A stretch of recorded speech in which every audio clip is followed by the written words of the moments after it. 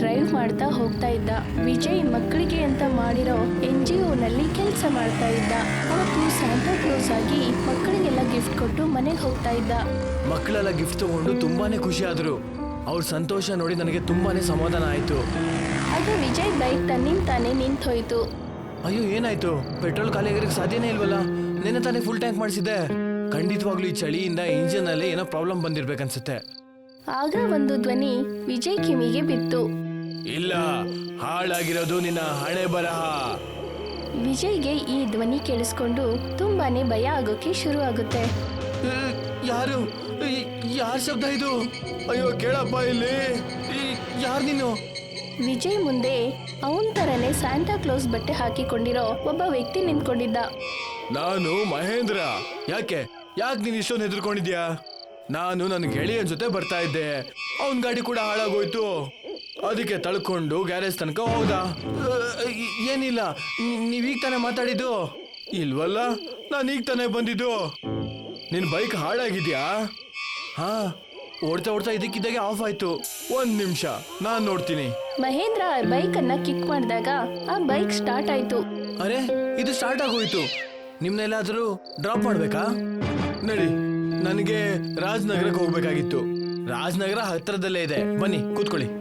Mahendra bike ಮೇಲೆ ಕುತ್ಕೊಂಡು ಇಬ್ರು ಹೋಗ್ತಾ ಇದ್ರು. ನಿಮ್ಮ ಹೆಸರೇನು? ಮಹೇಂದರ್. ಮಾಲಲ್ಲಿ ಬಟ್ಟೆ ಅಂಗಡಿಲಿ ಕೆಲಸ ಮಾಡ್ತೀನಿ. ಮಾಲೀಕರು ಹೇಳಿದ್ರು ಕ್ರಿಸ್ಮಸ್ ಅಲ್ವಾ, ಸ್ಯಾಂಟಾ ಆಗೋ ಅಂದ್ರು. ಅದಕ್ಕೆ ಆಗ್ಬಿಟ್ಟೆ. ಓ ಹಾಗ, ನಿಮ್ ಸ್ನೇಹಿತ ಏನೋ ಹೋಗ್ಬಿಟ್ಟ, ನೀನ್ ಯಾಕೆ ಹೋಗಿಲ್ಲ? ಇಂಥ ರಾತ್ರಿಲಿ ಈ ಖಾಲಿ ರೋಡಲ್ಲಿ ನೀನ್ ಏನ್ ಮಾಡ್ತಾ ಇದ್ದೆ? ನಾನು ಯಾರಿಗೋಸ್ಕರನೋ ಕಾಯ್ತಾ ಇದ್ದೆ. ಯಾರಿಗೋಸ್ಕರ? ನಿನಗೋಸ್ಕರ. ನಿನಗೆ ಸಾವು ಅಂದ್ರೆ ಏನು ಅಂತ ತೋರಿಸ್ಬೇಕಾಗಿತ್ತು. ಆ ಸ್ಯಾಂಟಾ ಕ್ಲೋಸಿನ ಕೈಯಲ್ಲಿ ಬೆರಳಲ್ಲಿರೋ ಉಗುರುಗಳು ತನ್ನಿಂತಾನೆ ಉದ್ದಾಗುತ್ತೆ. ವಿಜಯ್ಗೆ ವಿಷಯ ಅರ್ಥ ಆಗೋಷ್ಟ್ರಲ್ಲಿ ಸ್ಯಾಂಟಾ ತನ್ನ ಉಗುರನ್ನ ವಿಜಯ್ ಕತ್ಗೆ ಚುಚ್ಚಿ ಕತ್ತರಿಸ್ಬಿಡ್ತಾನೆ. ನೋಡುತ್ತಿದ್ದಂತೆ ಸ್ಯಾಂಟಾನ ರೂಪ ಬದಲಾಗುತ್ತೆ. ಅವನು ಭಯಾನಕವಾಗಿ ಬದಲಾಗ್ತಾನೆ. ಯಾರೆಲ್ಲ ಸ್ಯಾಂಟಾ ವೇಷದಲ್ಲಿ ಬಂದ್ಬಿಟ್ಟು ಮನುಷ್ಯರಿಗೆ ಖುಷಿಯನ್ನ ಕೊಡ್ತಾರೋ ಅವ್ರನ್ನ ನಾನು ಸಾಯಿಸ್ತೀನಿ.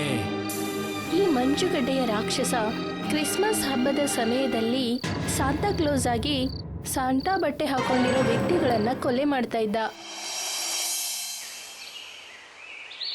ಚರ್ಚ್ ಹೊರಗಡೆ ಇರೋ ಕ್ಯಾಫೆ ಕಾಫಿ ಡೇನಲ್ಲಿ ನೇಹಾ ತನ್ನ ಫ್ರೆಂಡ್ಸ್ ದೇವ್ ಮತ್ತೆ ಜೈ ಜೊತೆ ಕುತ್ಕೊಂಡು ಚಳಿನಲ್ಲಿ ಬಿಸಿ ಬಿಸಿ ಟೀ ಕುಡಿತಾ ಇದ್ರು.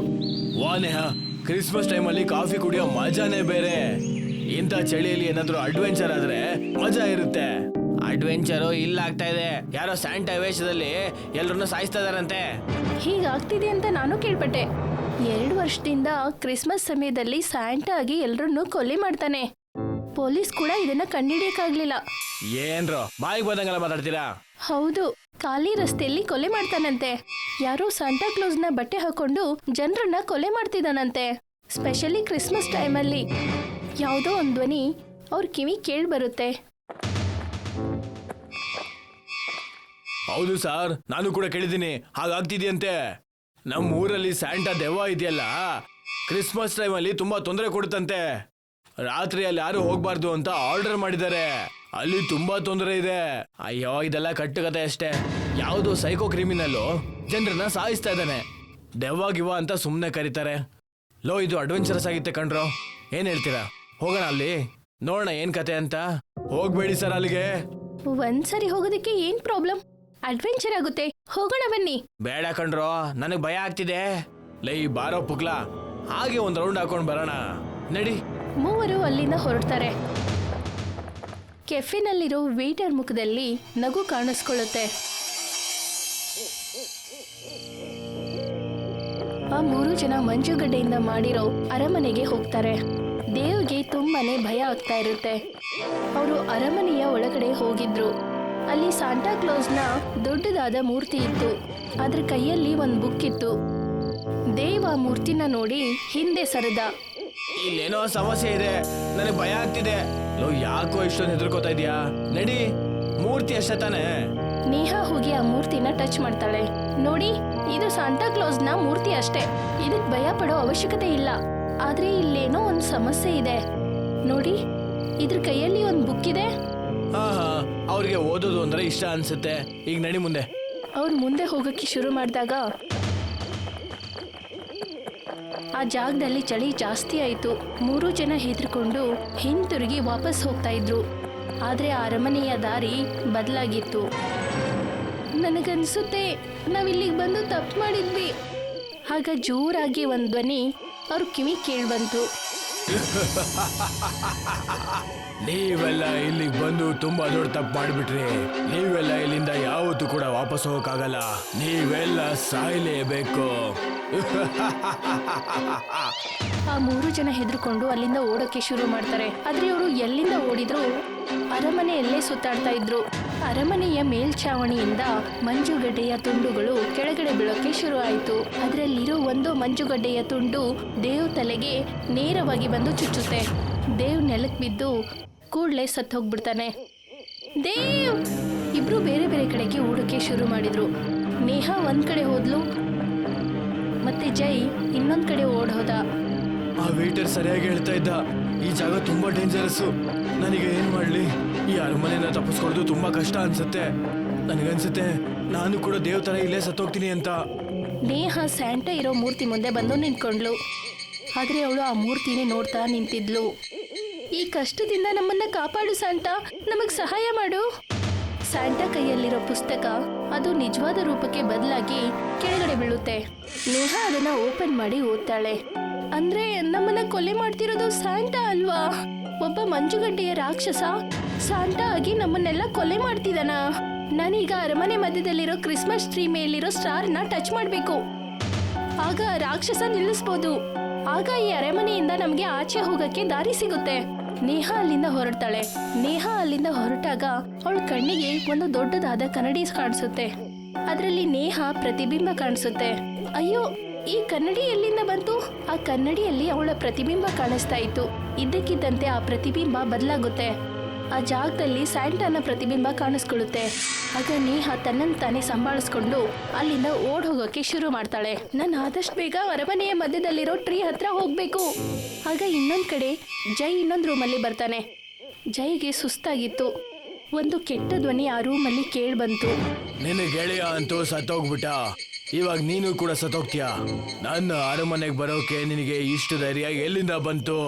ನಿಮ್ಮಂತ ಮನುಷ್ಯರನ್ನ ನಾನು ಅದಕ್ಕೆ ಸಾಯಿಸ್ತಾ ಇರೋದು. ಜೈಗೆ ತುಂಬಾನೇ ಭಯ ಆಗ್ತಿತ್ತು. ಆಗ ಮಂಜುಗಡ್ಡೆಯ ಗೋಡೆಯಿಂದ ಸಾಂಟಾ ಬರ್ತಾನೆ.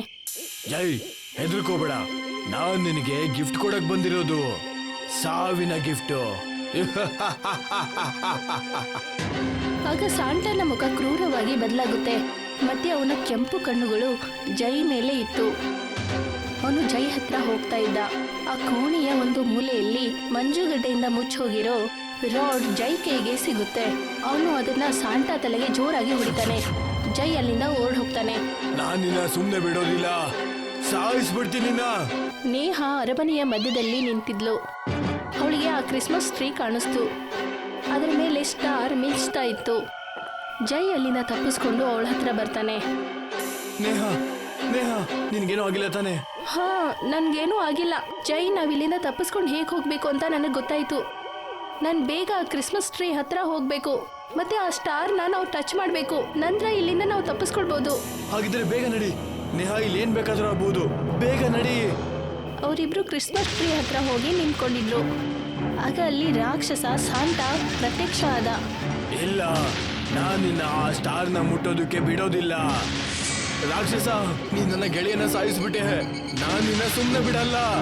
ಆಗ ಒಂದು ದೊಡ್ಡದಾಗಿರೋ ಮಂಜುಗಡ್ಡೆ ಕೆಳಗಡೆ ಬೀಳುತ್ತೆ. ಅದು ಜೈ ತಲೆಗೆ ಚುಚ್ಚಿ ಜೈ ಕೆಳಗಡೆ ಬಿದ್ದು ಸತ್ತು ಹೋಗ್ಬಿಡ್ತಾನೆ. ಜೈ!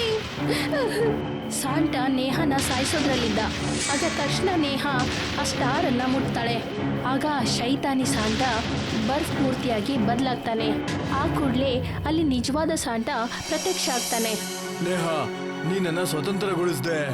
ಆದ್ರೆ ಈ ಜರ್ನಿಯಲ್ಲಿ ನಿನ್ ಗೆಳೆಯನ್ನ ಕಳ್ಕೊಂಡೆ. ಅದ್ರ ಬಗ್ಗೆ ನನಗೆ ನೋವಿದೆ. ಈ ರಾಕ್ಷಸ ಮನುಷ್ಯರ ಶತ್ರು ಆಗಿದ್ದ. ಇವನನ್ನ ಈ ಅರಮನೆಯಲ್ಲಿ ಬಲವಂತವಾಗಿ ಬಂದಿ ಮಾಡಿದ್ದ. ತನ್ನ ಶಕ್ತಿಯಿಂದ ನನ್ನ ಮೂರ್ತಿಯಾಗಿ ಬದಲಾಯಿಸಿ ಇಲ್ಲಿ ಇಟ್ಟಿದ್ದ ಅವನು. ಪ್ರತಿ ವರ್ಷಕ್ಕೊಂದ್ಸಲ ಇವನು ನನ್ನ ರೂಪನ ತಾಳಿ ಜನರನ್ನ ಸಾಯಿಸ್ತಾ ಇದ್ದ. ಆದ್ರೆ ಇವತ್ತು ನಿಮ್ಮ ಕಾರಣದಿಂದಾಗಿ ನನಗೆ ಈ ಅರಮನೆಯಿಂದ ಮುಕ್ತಿ ಸಿಕ್ಕಿದೆ. ಬಾ ನೇಹಾ, ಇಲ್ಲಿಂದ ಆಚೆ ಹೋಗೋಣ. ಸಾಂಟಾ ಮತ್ತೆ ನೇಹಾ ಅರಮನೆಯಿಂದ ಆಚೆ ಬರ್ತಾರೆ.